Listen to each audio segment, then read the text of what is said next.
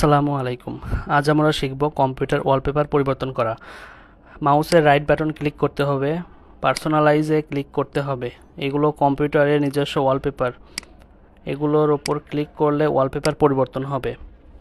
উপরে আমরা সেটি দেখতে পাচ্ছি। চলুন স্ক্রিনে গিয়ে ভালোভাবে দেখে আসি।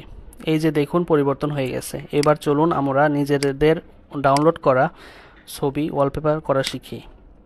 মাউসের রাইট বাটন ক্লিক করে পার্সোনালাইজে যাবার পরে ব্রাউজারে ক্লিক করতে হবে। তারপর আপনার ডাউনলোড করা ছবিটি যেখানে আছে সেখানে যাবেন। আমি একটি ছবি ডাউনলোড করে রেখেছি। ছবিটি সিলেক্ট করে চুজ পিকচারে ক্লিক করলেই ওয়ালপেপারটি সেট হয়ে যাবে।